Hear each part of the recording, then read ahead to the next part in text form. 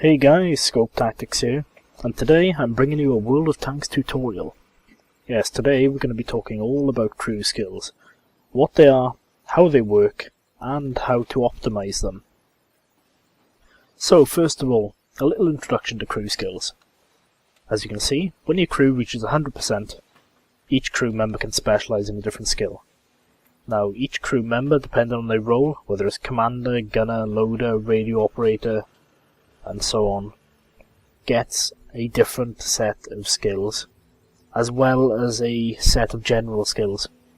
Now, the general skills are available to every crew member regardless of role. Specialized crew skills are available only to certain crew members. Now, you might be wondering, if there are only 5 roles, what happens if you have 2 of the same crew member? For example, here in the AT-7 we've got 2 loaders. Well, there's an easy way to explain that. The general crew skills, which are available to everybody, which I'll just bring up. General crew skills are camouflage, firefighting, brothers-in-arms, and repair. Every crew member can learn these, which is why I've got repairs on all of my crew members at the moment, apart from the driver, and we'll come to that in a minute, the reason why. The reason why I've got it on both the loaders is because all of the common skills can stack. So it doesn't matter if both of them are the same type of crew member. It doesn't matter if it's 2 loaders who have both got repairs. They will both increase the speed of repairs on your tank. Now, why is this so important? Well, say you had 2 loaders and you wanted to increase the value of safe stowage. You thought, oh, well, that increases ammo rack durability. If I have it on both, then surely I'll have twice the benefits. That doesn't actually work like that. Crew member specific skills, like the loader skills, only work on the crew member with a higher skill. So if you had 2 loaders with safe stowage, only the loader with a higher skill experience value in safe stowage would work. They would not work together and give you an overall increased value. Which is why, if you've got 2 loaders and you really want the loader skills for some reason, it's best to choose 2 different ones. So you'd have safe stowage on one and, say, intuition on the other one.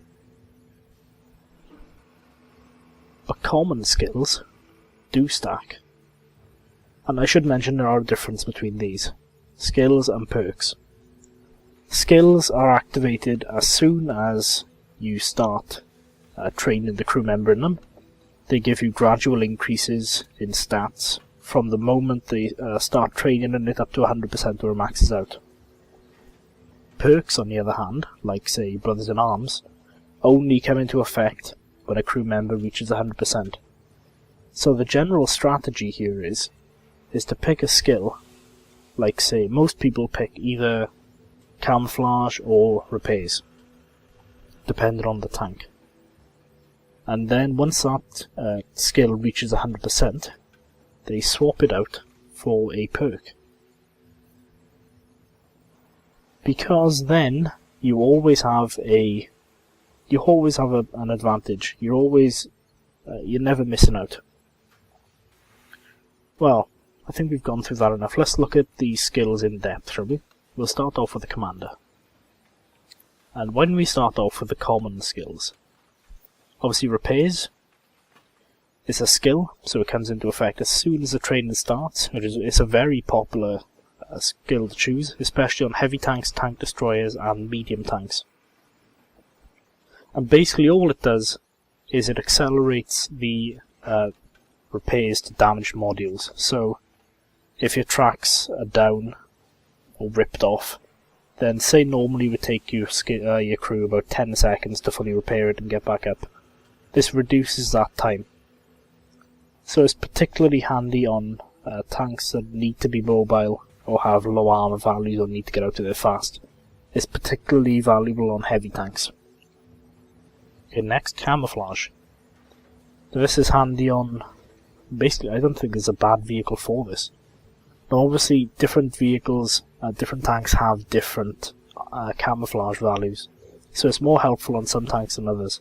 But generally you want to be using this on tanks with low armor values, tanks that are generally behind the front lines, say second line snipers like say the Panther,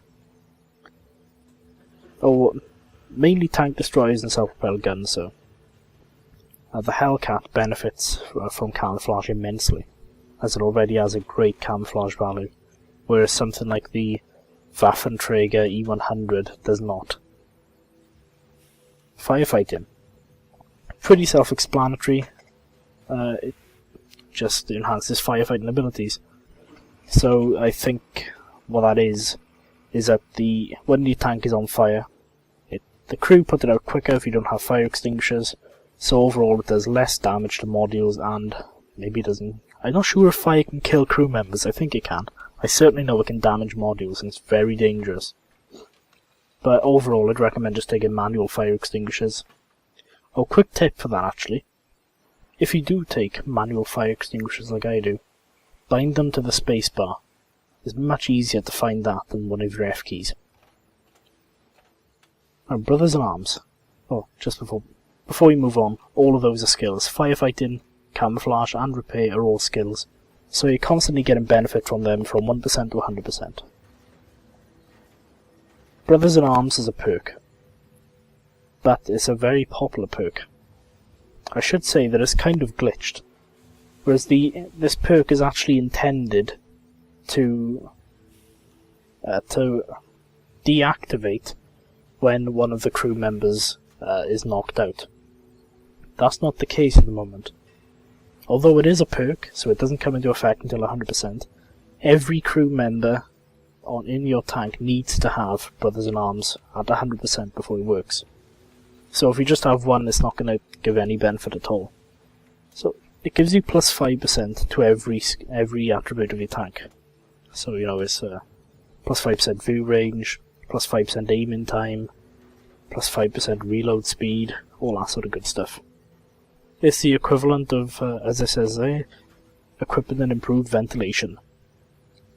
But a lot of people are probably going to be dropping this if they fix it so that it deactivates when a crew member's knocked out. It's just going to be a lot less useful. A lot of people don't think it's worth the time and effort, but I don't think I've ever used it. I'd rather just equip vents, unless I'm on a tank that I'm going to be using a long time. Okay, so let's go over the commander-specific skills. Here's 5 skills. Let's start off with Mentor. So Mentor is a skill, and what Mentor does is it gives a bonus amount of XP to every crew member except the commander. And that bonus XP varies depending on the skill level of Mentor. So, for every 10% experience the commander has in Mentor, it gives a bonus 1% experience to all the other crew members. So 10% in Mentor is 1% bonus XP to all the other crew members, 2% is 20%, 3% is 30%, and so on. Not many people use Mentor, but I think it's worth its weight in gold. But depending on the tank, you may want to prioritise repairs. Oh, I should say actually, before we move on, firefighting, particularly handy in German heavy tanks, Russian heavy tanks, and Russian medium tanks, because they are prone to set on fire. Oh, I won't believe the amount of times I've set an E100 on fire and they either haven't had a fire extinguisher or they just watched their health burn away. I don't think they had firefighting training. Anyway, back to the commander. The second skill he has is Recon. I'm not sure on the exact bonuses to the view range. I think at 100% is 10%. But it is a skill, so I can assume it works the same as Commander. And obviously it increases the maximum view range. I meant to say it actually works the same as Mentor, actually not Commander. But yes, it increases the maximum view range. So, as it says there, which is interesting, it's more effective if observation devices are damaged, or when combined with, equipment that increases your view range. So it's very handy on tanks with poor view range already to help improve it and level out the playing field a bit. It's very handy on tank destroyers. Not really recommended for artillery, but really recommended for tanks that are resigned to sniping roles. Again, I like using the Panther as this example because it's an unusual T7 medium. So that's good. If you combine now with binoculars and coated optics, you'll have a super far maximum view range. And if you combine with situational awareness on the radio operator as well, you'll give an even higher value. But more on that later. So, Jack of all trades. This enables the commander to replace a knocked out crew member. So, say if the loader dies, the commander will actually replace him and perform his role as well. So you don't have to use a med pack on him unless the commander's got a skill on you want. I don't think it actually replaces skills and perks. Yeah, I'm pretty sure it doesn't. It just affects the major qualification. So I think it just gets up to 100%. That's all it does. Pretty handy though. But as it says, the more crew members get knocked out, the less overall skill it has. So I'm imagining, say the commander died. No, say the commander's still alive and 4 of the crew members died. If only 1 crew member died, it probably would have given it, the exact 100% that the other crew member had. If 2 crew members die, it's probably going to drop down to about 90%. If 3 crew members die, it's probably going to be performing their abilities about 80%. So it's not bad, but I wouldn't recommend that. Eagle Eye.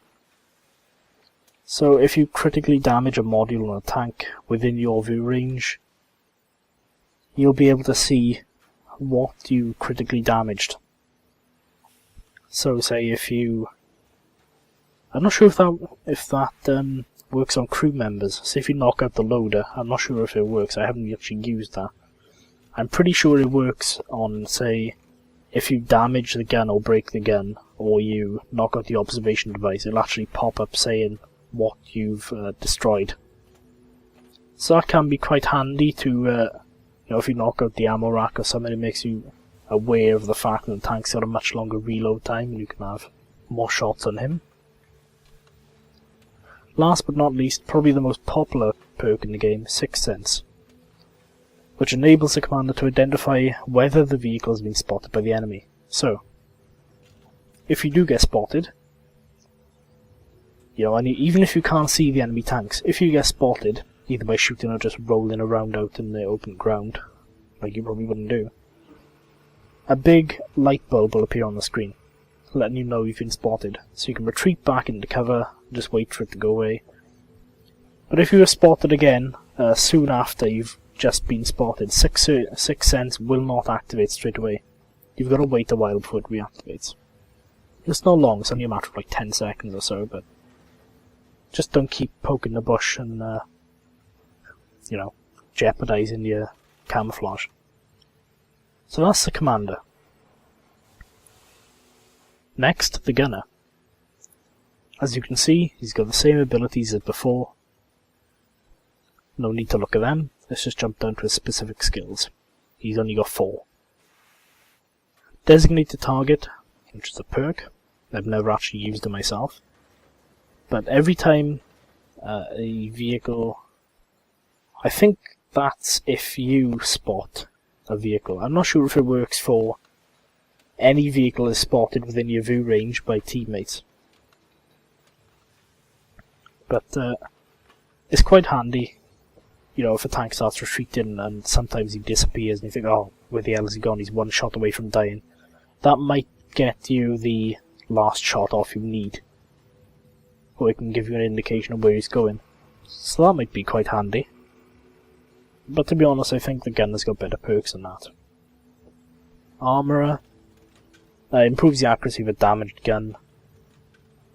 Cumulative with the effects of a vertical stabilizer. I've never seen a use for that. If you've got a damaged gun, you basically need to repair it. It's one of the, it is the most important thing in your tank, apart from, say, your ammo rack or your engine. So that's a skill, so it will give you gradual increases. I suppose you could try it if you wanted, but I wouldn't recommend that. Deadeye. Increases the chance to cause damage to enemy vehicle models and crew. So if you're good at shooting at weak spots, or if you know where the enemy crew are located, which you will know of a few tanks if you've been watching my tank review so far. I'll be pointing out the weak spots on the tanks where the modules and the crew members are, so be sure to stay tuned for that, and you might get some more use out of Deadeye. However, it is a perk, and basically what it does is increases the chance to damage or destroy enemy vehicle models and crew. So if you shoot at a weak spot, sometimes you may damage it, sometimes you may not. This increases the chance of you damaging it or destroying it. Quite a good perk. I believe I had it on my Tiger 1, and it ripped people apart. Snapshot, probably my favourite skill. It improves the accuracy during turret rotation, so it's kind of like a mini vertical stabilizer. So when you're actually turning the turret, the aiming reticle of your gun won't expand as much, so it's you are more accurate when you shoot. And it is a skill, so you could train this straight away instead of, say, repair or something, which is a very good idea. It's particularly handy if you combined it with, say, off-road driving, or smooth ride, and you were circling a tank in a scout. That could be pretty damn handy for making sure you could just auto-aim and drive around and concentrate and staying away from the barrel of his gun, and just putting shot after shot into him. That could be very handy. So it's the commander and the gunner. Next up is the driver. Now, as you can see, I haven't put repairs on him. I decided to go with clutch braking. As you can see, he is on the AT7, which has a relatively slow traverse speed, which is 22 degrees. This will help improve that. So it's a skill which instantly sold me on it because you're constantly getting benefit of it. You can combine it with modules or whatever that increase your engine power.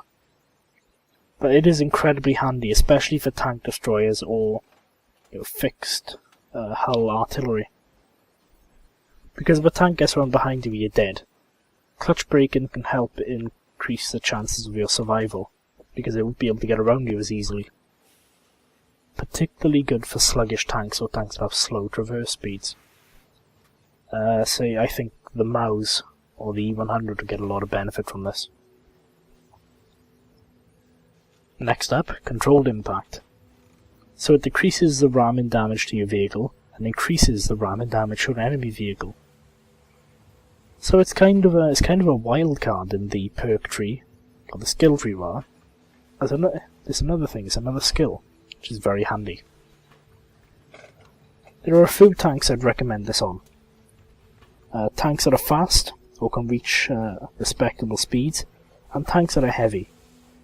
Particularly infamous for doing this is the E50M, because it's a fairly heavy tank. Well, it is a medium, but it can go quite fast, it's pretty heavy. And if you combined controlled impact with, say, a spall liner, I think it is, you would basically be able to completely smash into other tanks and take hardly any damage and do a hell of a lot of damage to them, possibly ripping off their tracks as well. So that's fun. If I ever get an E50 or an E50M, I'll definitely be putting that on. Off-road driving. So it reduces the ground resistance when driving on soft and moderately soft terrain, so stuff like sand and stuff like that. So particularly handy for tanks that need to be mobile. So say light tanks, scouts, or certain medium tanks. Or, certain fast tanks. Something like the AMX-50B.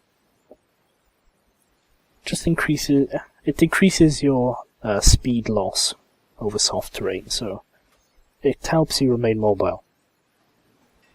Smooth Ride. Improves accuracy with fire on the move. This is what I mentioned would be handy combining with Snapshot. Very handy if your tank needs to stay mobile to survive, as it improves accuracy when firing on the move. So as I said, if you're a scout or something, circling a tank, it improves your accuracy with that. If you're playing peekaboo or peekaboom with certain other tanks, it'll help keep your accuracy on point, so you don't have to spend too long aiming. Overall, it's just a very handy skill. Preventative maintenance. Very good. Apart from the fact that it's a skill. A perk, rather. So you won't get any benefit out of it until it's 100%, but as I said before with the firefighting skill, almost necessary on German heavies, Russian heavies, and Russian medium tanks. Highly recommend you take that if you're going down either of those lines. Particularly, say the Maus and the E100, because they are particularly vulnerable to fire. So that was the driver. Radio operator next. Well, I should mention that sometimes roles are combined if there are fewer crew members. Like say if there's only 2 or 3 crew members, then the commander may get combined with the radio operator, or say the gunner may get combined with the loader, or so on, stuff like that. So they will actually have multiple skill sets available to choose from. I'll show you an example of that when we're done. Anyway, radio operator specific skills. As I mentioned earlier, situational awareness, very good for increasing view range in tank destroyers and tanks with relatively poor view range or snipers, like the Panther. Obviously, it's cumulative with the effect of recon and, say, binoculars and coded optics. So you can have a pretty monstrous view range if you play your cards right. Call for Vengeance. I've never really used that, especially considering it's a perk. Enables a radio operator who survived the destruction of his vehicle to report enemy positions for another 2 seconds. So it's basically like... Where's the gunner? So it's kind of like designated target, only it only activates when your tank is destroyed. So it's even less desirable than designated target. So I can't say I'd recommend that. Signal boosting, I don't think I'd ever use that unless I was stuck with crew skills, and even then I probably wouldn't consider it. Basically all it does is extends the signal range of your radio. And relaying. This is an interesting one, although I would never take it really. So every allied tank that is within your radio range gets a boost to their radio range, as long as they remain within yours. So it's kind of just like, if you're playing an MMO, think of it as a area of effect buff that affects your team and not you. So it boosts all the allies' radio ranges within your radio range, but not yours. It is a skill, but I wouldn't bother with that really, you know. Their radio ranges for them to worry about. I don't see it as being that beneficial. Last but not least, the loader. And the loader is particularly infamous for having crappy skills, so quite unfortunate that the 87 gets 2 of them. So, Intuition is the first one. It's a perk, and it's a chance that when you switch between shell types, so say you're in a battle and you see a tank of a higher tier coming towards you and you know you won't penetrate him unless you've got gold ammo. If you've got like a 20-second reload or something, or 12-second reload, you could easily die, or take a lot of damage. What Intuition does is when you switch shell types, you have a chance to instantly load that shell. no reloading time whatsoever. So that's quite popular with people who switch between a variety of ammo types during the battle. That's probably the most effective one. Adrenaline rush? Very, very situational. You know, if you're under 10% of your hit points, then you're probably not going to last much longer. Considering it's a perk as well. No, it does affect your reload speed. It's the only other thing apart from a gun rammer that affects your reload speed directly, apart from stuff like Brothers in Arms or improved vents. But it's very situational. I wouldn't recommend that. It's probably a waste of a perk. And safe storage. So that increases the armor rack durability. So it's cumulative with a wet armor rack, and I normally wouldn't recommend this. But I would recommend it with the British heavy tanks. Especially if you've driven the Carnarvon, you know how terrible the armor rack on that is. The Conqueror's not much better. They do suffer from armor rack damage quite a lot. So that could be handy. That's one time it could be handy. But overall I'd recommend just sticking with Payson and Camouflage or some of the common skills. Now like I said before, sometimes there are fewer crew members, sometimes there are excess crew members. Like I said, if excess crew members have the same specialization and the same specialized skill, then only the highest value will count. Whereas with common skills, they will both stack. So let's look at an example where there are only a few crew members. Let's see, what about the Conqueror? I don't think the Conqueror has any. Think of a small tank. Let's just chuck two 50% crew members in the little ELC, which I haven't actually used yet. So we've got a commander and a driver. If we take a look at the commander, there we go. The commander actually has access to commander skills, gunner skills, and radio operator skills, and loader skills. That's crazy. So the commander basically has everything to do in this tank. The driver, I'm assuming he still just has his own. Yeah, the driver just sticks with his own stuff. The commander has every other crew member's specialised abilities available to him. The downside of this is that every time you get a skill or a perk to 100%, the next one takes even longer to level up. So if you really wanted, you know, one skill from each of these trees, then you'd be pretty hard pressed to get benefit out of them.